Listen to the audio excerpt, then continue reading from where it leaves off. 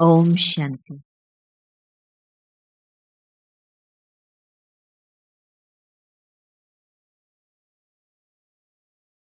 आज ये रूरेहान की मीटिंग है, कारोबार की मीटिंग नहीं, सेवा का प्लान्स की मीटिंग नहीं, परंतु थोड़े समय के लिए भारत आना हुआ और अभी कुछ गिनती के ही दिन रह गए, तो मन में संकल्प था कि बाबा के बच्चों के साथ एक बार नज़दीक से मुलाकात रहे, क्योंकि सवेरे के क्लास में तो डायमंड हॉल इतना बड़ा है, जो दूर दूर से ही मुलाकात होती।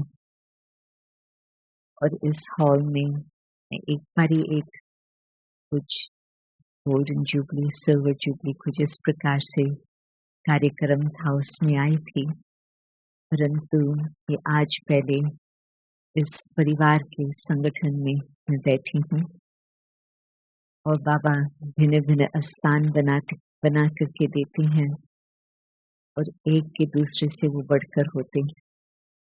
तो ये मैं समझती फर्स्ट कॉम्प्लेक्स, सारे तीनों ही कॉम्प्लेक्सेस में एक फर्स्ट है जिसमें एसी लगा हुआ है। तो आप सबको भी शाम का योग यहाँ करने में बहुत आनंद आया होगा। एक बात मैं आप लोगों के सामने रखती हूँ, जो विदेश में किसी ने मेरे से पूछा था और किसी और के साथ ये चर्चा नहीं हुई है, परंतु शांतिवन निवासियों के साथ ही शाम को ही ये बात याद आई। और वो ये प्रश्न था कि इतने हजारे लोग मधु बनाते हैं और खास करके अभी तो शांतिवन, तो वो अपनी प्रॉब्लम्स लेकर के आती हैं।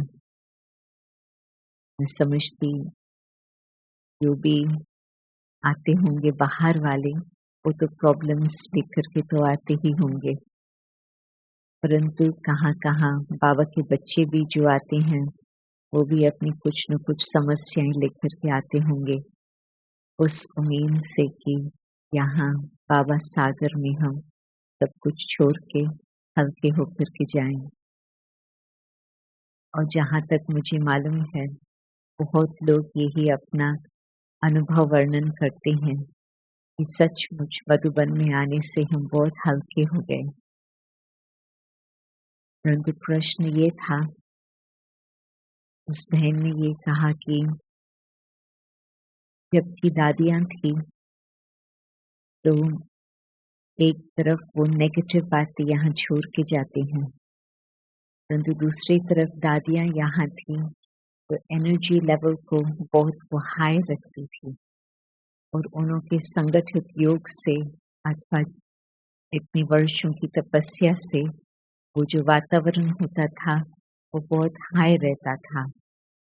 तो कितने भी आए, कुछ भी अपना हिसाब किताब छोड़ के जाए, परंतु वो जो एनर्जी थी वो हमेशा हाई ही रहती थी।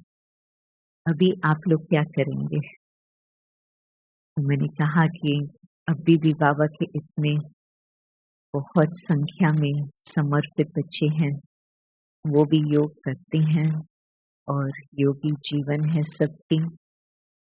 और बाकी भी अभी मैंने देखा कि न सिर्फ मधुबन निवासियों का संगठित योग और कलेक्टिव योगा पावर, परंतु जो भी और अभी जैसे बटियां चल रही है और भी जो आते हैं वो भी अपना योगदान मधुबन में ऐड करके जाते हैं, ताकि फिर वो एनर्जी लेवल फिर से वो हाई बनी रहे, ताकि कोई भी और आए अपना कुछ भी छोड़ के जाए यहाँ, परंतु एनर्जी यहाँ की बहुत हाई बनी रहे। आप समझते हैं कि ऐसे ही हो रहा? कौन समझता है कि ऐसे हो रहा?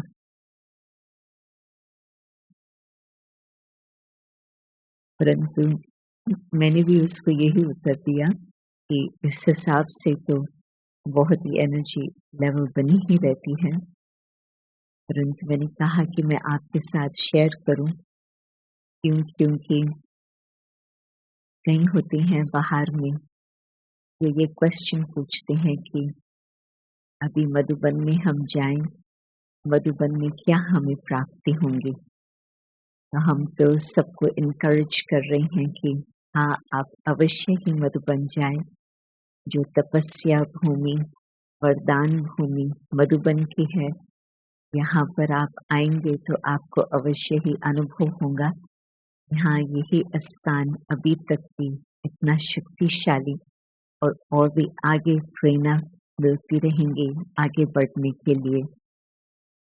परंतु उसमें हर एक ये थोड़ा अपना भी विचार रखे कि एक एक दादी ने और दादाओं ने भी, परंतु विशेष सामने दादियों की ही जो पालना मिली है वो सामने आ रही है। तो एक एक दादी ने कितना बड़ा कंट्रीब्यूशन दिया है बाबा के बेहद की यज्ञ के लिए। और अभी हम संगठित रूप से कहाँ तक उसको और भी हम आगे बढ़ाते रहें, और होगा भी अवश्य, क्योंकि मधुबन का नाम बाला विश्व में और ही होता जा रहा। पहले थोड़े लोग जानते थे मधुबन, माउंट आबू, अभी तो बहुत लोग विश्व भर में जानते हैं। और भारत में तो मैं समझती हूँ कि अनेक लोग, इनफैक्ट मैं कहेंगे कि मेजॉरिटी लोगों ने मधुबन, माउंट आबू नाम सुना है। सब पहुंच नहीं पाए हैं, परंतु मधुबन की महिमा दूर दूर तक पहुंच चुकी है। तो हमको ऐसे ही अभी ध्यान रखना होगा कि हम उतना उसको, जितना ही वो एक्सपेक्टेशन लेकर के आती हैं, उतना ही उस वातावरण से ऐसे उनको अनुभव प्राप्त हो कि उनकी एक्सपेक्टेशंस जो है वो बिल्कुल संपन्न होकर के वो उस भावना से जाए, जो और ही फिर अनेक आत्माओं को ये संदेश मिले कि हाँ, सचमुच न सिर्फ भारत विश्व के अंदर तीर्थ स्थान है, परंतु भारत में भी मधुबन ही सारे विश्व के लिए तीर्थ स्थान है। तो उसमें जिस तरह से दिनचर्या मधुबन की बनी हुई है, बिल्कुल परफेक्ट दिनचर्या है। जब मैं फर्स्ट टाइम समर्पित होने के बाद विदेश वापस जा रही थी 1969 में, अव्यक्त बाबा ने ही मुझे कहा जाने के लिए। उससे पहले दादी जानकी मुझे टुक टुक टुक टुक करती रहती थी, वापस जाना है, वापस जाना है। तो दादी कहती थी तुमको जाना है, और मेरा रोना शुरू हो जाता था। तो दादी कुमार का उस समय दोनों का माँ बाप का रूप एक इंटरेस्टिंग चलता था, क्योंकि दादी मुझे कहती थी तो जाना है, और दादी कुमार का मेरा चेहरा देख कर के कहती थी दादी जानकी को, इसको छोड़ो ना, इसको छोड़ो ना, यहाँ ही रहने दो ना। तो वो फादर का रूप और वो मदर का रूप बहुत इंटरेस्टिंग उनका इस तरह से चलता था। फिर बाबा तक बात पहुंची या नहीं, वो बैकग्राउंड का मुझे नहीं मालूम, परंतु फिर अव्यक्त बाप दादा ने डायरेक्टली मुझे कहा कि बच्ची, बाबा तुमको सेवा के लिए भेज रहा, न कि कर्म के हिसाब किताब के लिए। क्योंकि सुनी सेंटर कहाँ पर भी नहीं था विदेश में, और वहाँ पर फिर जाने में संकोच होता था, कैसे कर सकते हैं, क्या कर सकते हैं। तो बाबा ने मुझे एक ऐसा मंत्र दिया जो वहाँ जाकर के भी मुझे वो मंत्र सदा याद रहता था। बाबा ने कहा कि जिस तरह से मधुबन की दिनचर्या है, बस आपको मधुबन की दिनचर्या को फॉलो करना है, तुमको और कुछ नहीं करना है। तुम मधुबन की दिनचर्या को फॉलो करो, तो उसमें आपको हर प्रकार से सेफ्टी भी होंगी और प्राप्ति भी होंगी, और उसी आधार पर सेवा होंगी।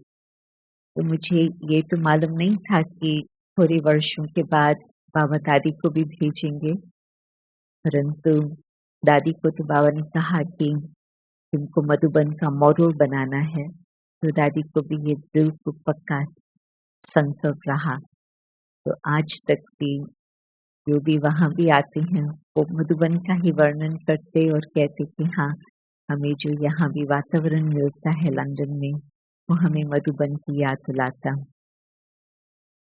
तो मधुबन का जो टाइम टेबल है सवेरे से लेकर कॉन्स्टेंटली बाबा बाबा बाबा बाबा, और हाँ, सवेरे अमृत वेला, फिर बाबा की मुरली, और फिर आप सबके लिए तो श्रेष्ठ कर्म का खाता जमा करने के लिए बिल्कुल बट्टी बनी हुई है। नॉन स्टॉप सवेरे से शाम तक, रात तक वो कांस्टेंट कर्म योग की तो बिल्कुल बट्टी चलती है। परंतु उसमें भी जो बाबा ने उस दिन करीब 3 सप्ताह पहले ये मुरली चली थी, जबकि बाबा ने कहा कि मुख्य जो यहाँ एडिशन है, बाहर तो कहेंगे कि हाँ, धर्म की बातें आएंगी, राज्य की बातें आएंगी, फिर विज्ञान की बातें होंगी, परंतु यहाँ पर एक चौथी बात है, जो है श्रेष्ठ कर्म। तो मधुबन और रिट्रीट सेंटर्स, इन दोनों स्थानों पर मुझे लगता है कि बहुत बहुत सेवाएं विशेष श्रेष्ठ कर्म की ही होती।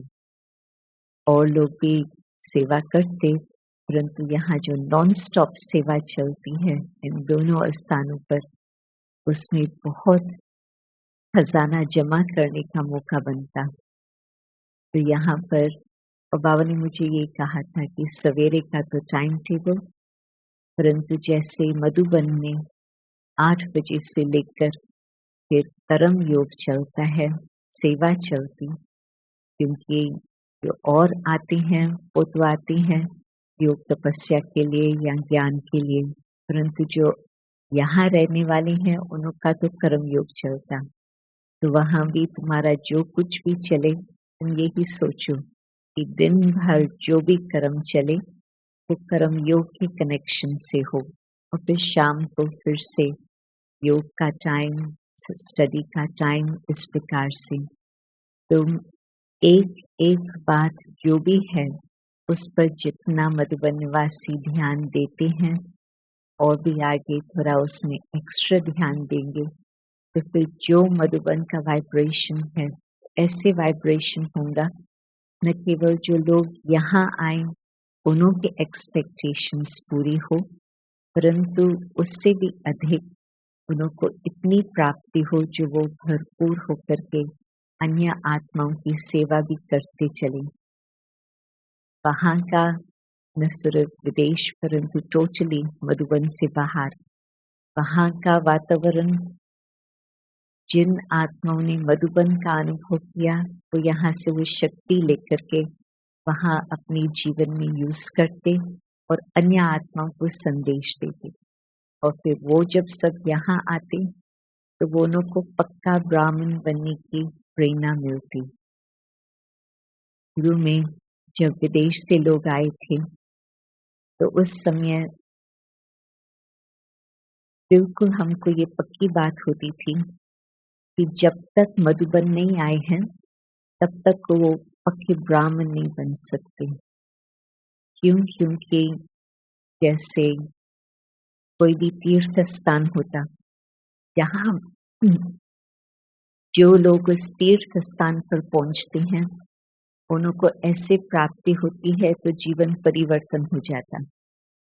एक लक्ष्य होता है तीर्थ पर जाने पर कि हमारे जीवन में कुछ और आगे के लिए परिवर्तन हो, लौकिक हिसाब से, भक्ति के हिसाब से भी। परंतु जो मधुबन में आते हैं उन्हों के ऊपर वो पक्की स्टैंप लग जाती। तो वहां पर जब वो वापस लौटते थे तो हम देखते थे कि उन्हों को बहुत बहुत प्रेरणा मिलती थी मधुबन से।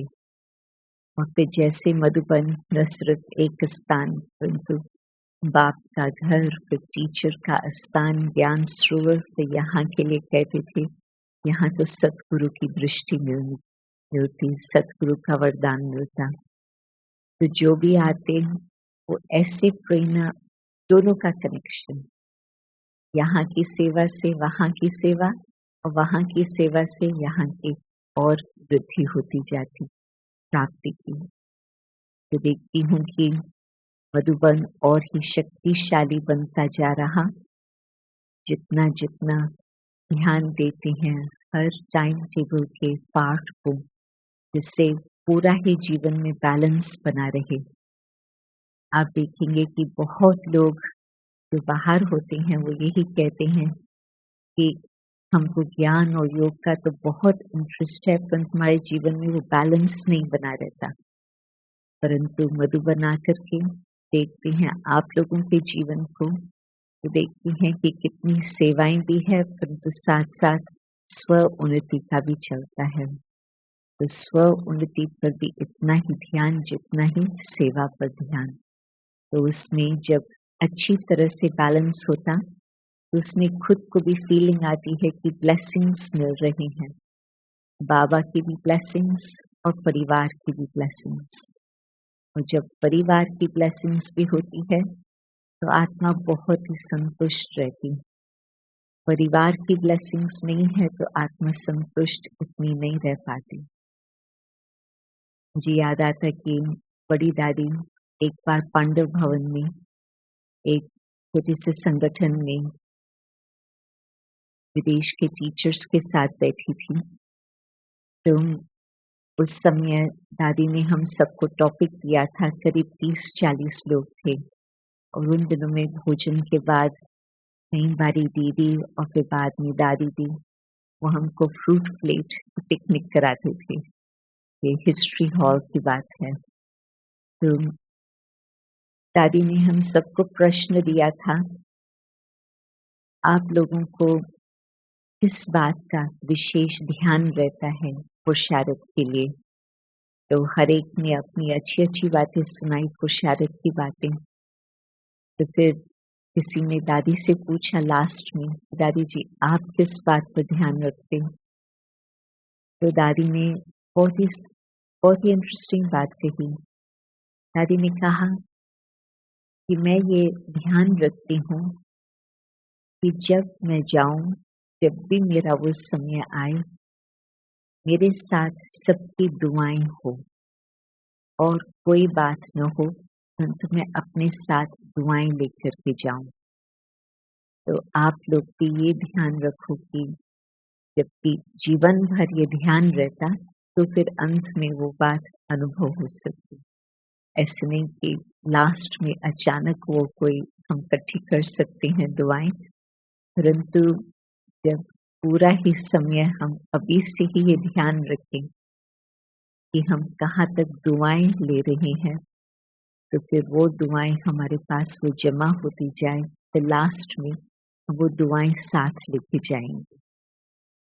सेवा तो सब करते हैं, परंतु सेवा ऐसी हो जिसमें जिन्हों को भी उसे प्राप्ति हो रही है, उन्हों के दिल से दुआएं निकले।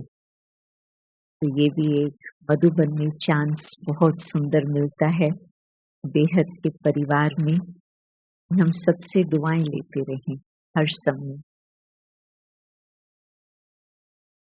मुझे याद आता कि बाबा ने वो रिसेंटली मुरली वो फिर से रिपीट हुई थी, परंतु जब बाबा ने पहले वाली मुरली सुनाई थी, वो मुझे वो सीन याद आती, क्योंकि उन दिनों में हम लोग हर जनवरी मास में एथेंस में प्रोग्राम रखते थे साइंस कॉन्फ्रेंस का।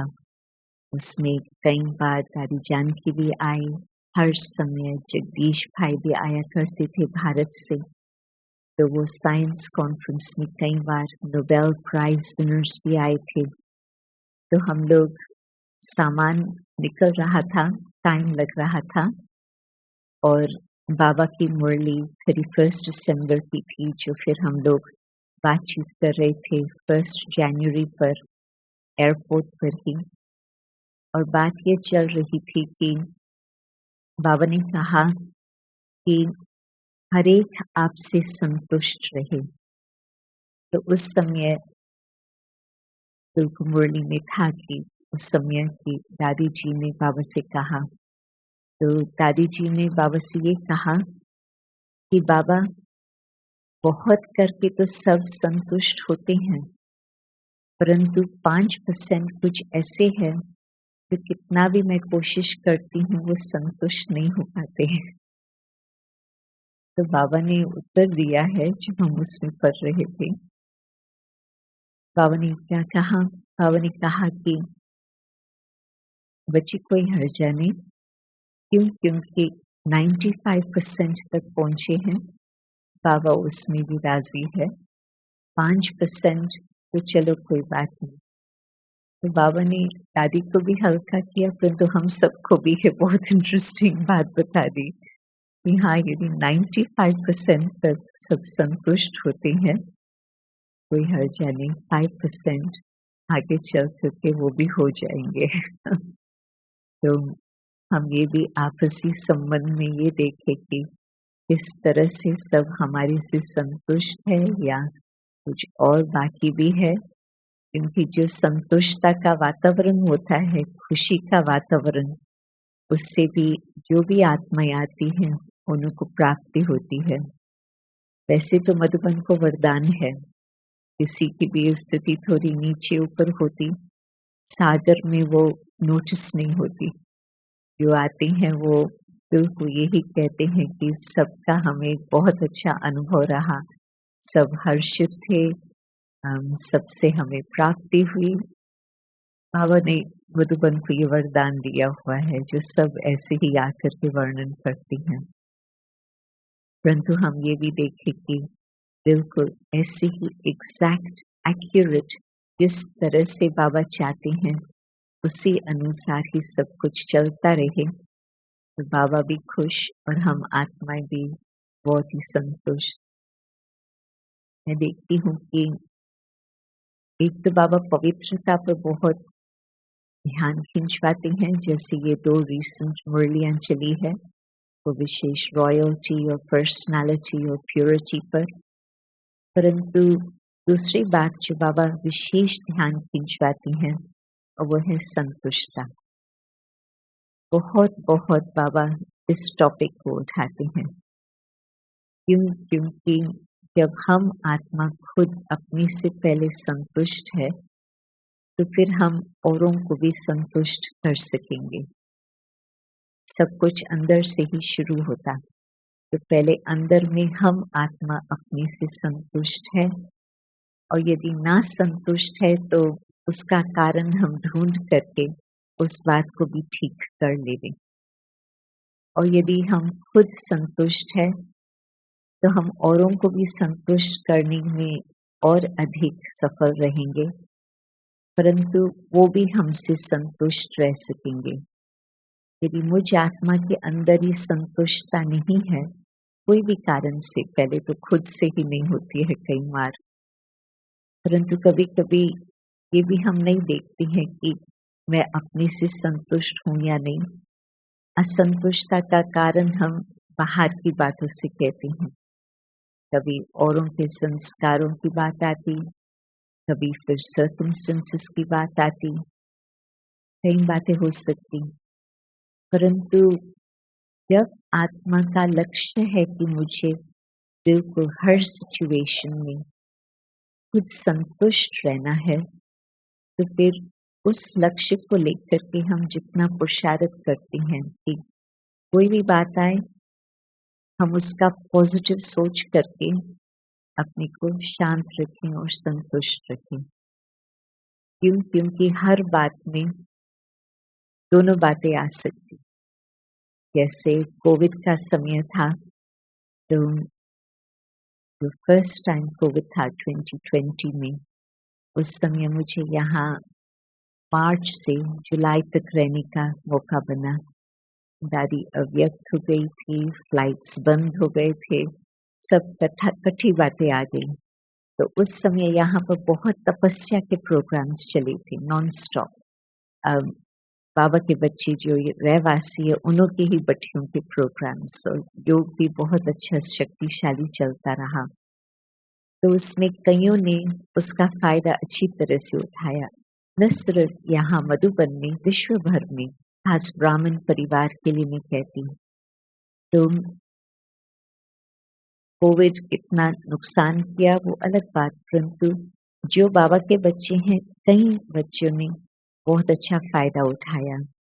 और ये भी मुझे मालूम है कि मधुबन में इतना नहीं, परंतु अन्य सेंटर्स पर या अपने ग्रस्त में रहने वाले, वो सारा दिन इतने क्लासेस चलते रहते थे। मधुबन से भी आते थे, विदेश में भी चलते थे, भारत के कई स्थानों से भी आते थे। उन्होंने अपने को बहुत अच्छी तरह से व्यस्त रखा क्लासेस करने में या तपस्या करने में।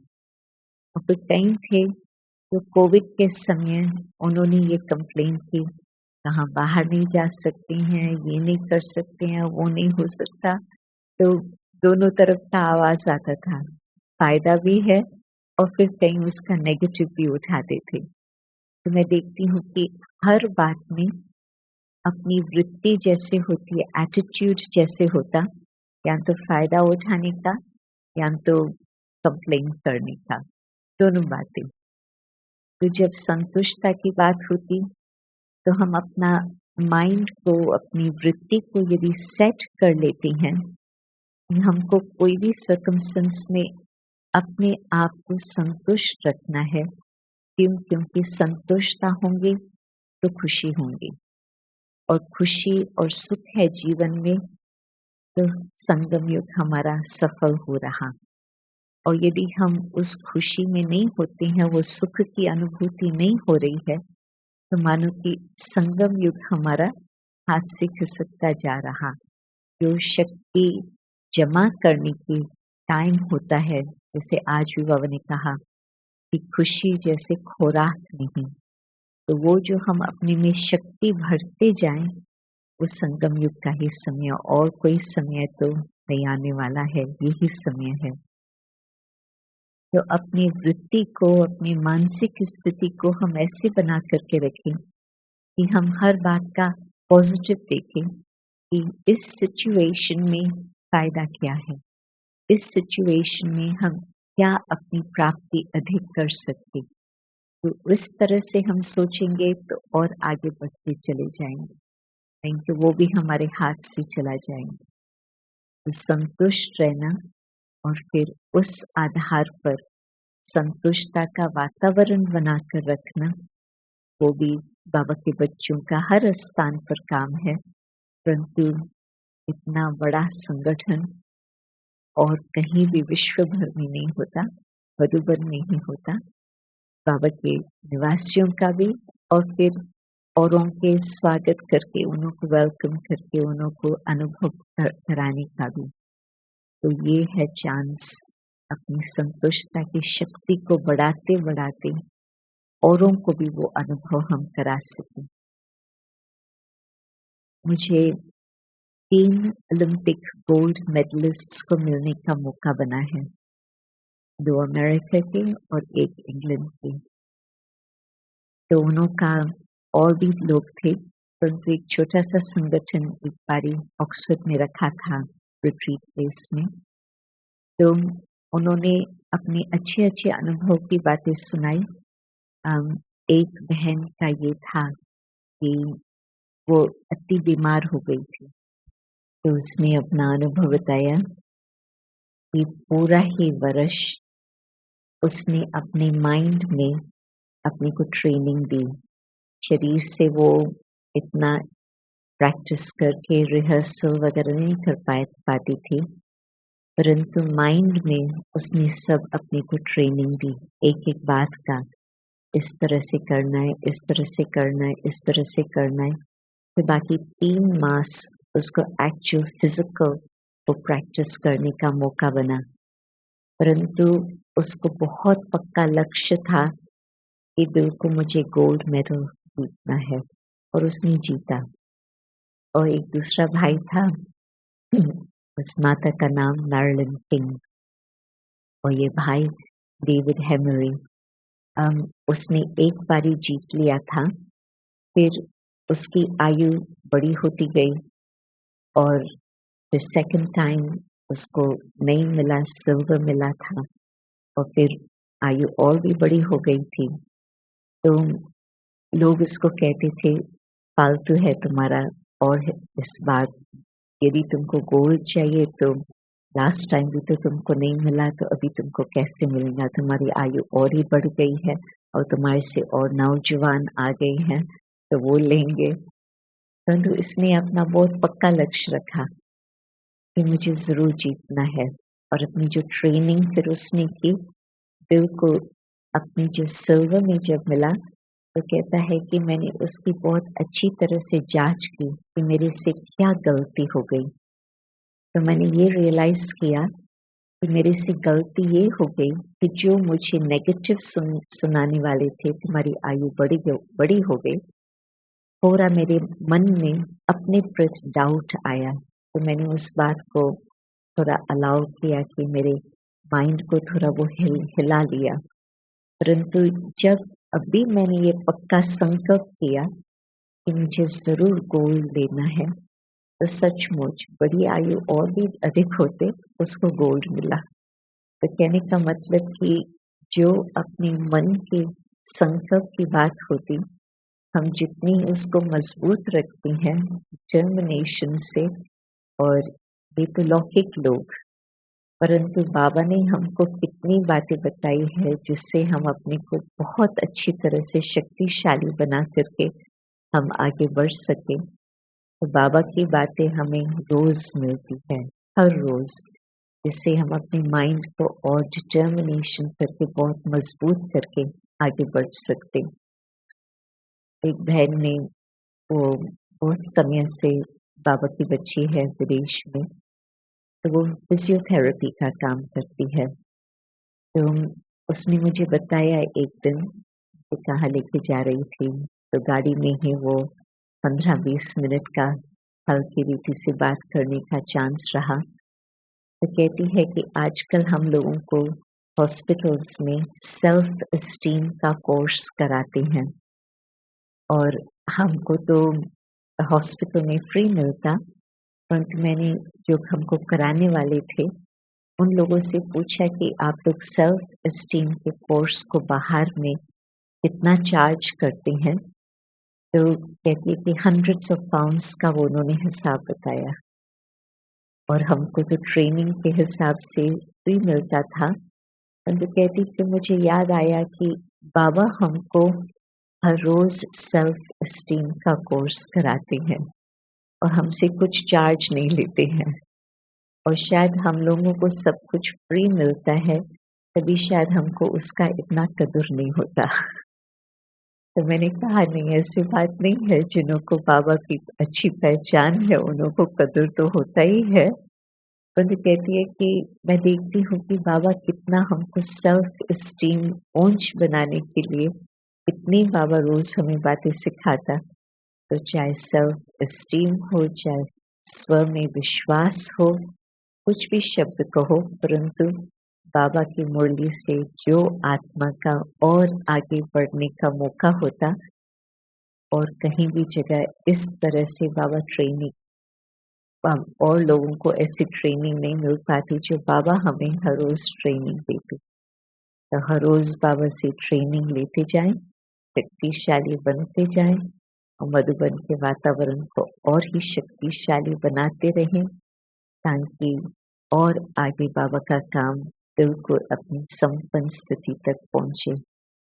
और वैसे भी अभी दूर नहीं लगता, बाहर के सर्कमस्टेंसेस तो अलग बात है, परंतु जिस लेवल पर बाबा का कार्य भारत में पहुंचा है, मानो कि जनवरी मास में जो मोदी जी ने बताया सब कुछ, और फिर अभी भी जो नाडा भाई आए थे तो उसने भी इतना वर्णन किया। मैं देखती हूँ कि यदि उस लेवल तक बाबा का कार्य भारत में पहुंच गया है, तो आगे तो बहुत कम ही मेहनत करनी पड़ेंगे, बिल्कुल सब तरफ बाबा का संदेश पहुंच ही जाएगा, सबको प्राप्ति तो अवश्य होंगी मधुबन के द्वारा ही। मधुबन में ही ये सब कुछ विशेष बातें होती, तो और भी आगे जो बाबा की प्रत्यक्षता होंगी मधुबन द्वारा ही अवश्य होंगी। इस बार तपस्या के पट्टियां को उसमें देख करके शामिल होने पर इतने लोग आते हैं। फर्स्ट ग्रुप में मैं समझती 1000 की संख्या से ज्यादा थे, और फिर तो शायद 800-600 ऐसे चल रहा। गीता बहन को एग्जैक्ट नंबर्स शायद मालूम होगा। मैं समझती 1000 से ऊपर तो थे, वो कितने ऊपर थे वो भी याद नहीं आ रहा, परंतु तपस्या भी अभी चांस है, वो बढ़ता जा रहा, परंतु सेवाएं भी सारे भारत में और विश्व में फास्ट स्पीड से चल रही। तो मधुबन आने से मुझे भी बहुत अच्छा लगता, न सिर्फ परिवार से मिलना परंतु और अधिक प्रेरणा लेकर के जाना। फिर तो अक्टूबर मास में आना होगा और उस समय तो मैं समझती जो 3 साल के बाद बाबा के बच्चे आएंगे, बाबा के मिलन में सारे विश्व भर के, वो अपनी भी तैयारियां कर रहे हैं मधुबन में आने। तो आप सभी को बहुत बहुत थैंक्स कि आपकी इतनी अथक सेवाएं चल रही है और न सिर्फ अभी चल रही है, कब से चालू है और अंत तक चलती रहेंगी। बाबा कहते हैं कि कोई भी ऐसे इतना बड़ा यज्ञ नहीं है तो इतने वर्षों से लेकर चलता ही रहे, चलता ही रहे। ये है बाबा की और मधुबन की कमाल, इतना बेहद का यज्ञ। बाबा की याद में बैठते हैं 5 मिनट के लिए। ओम शांति।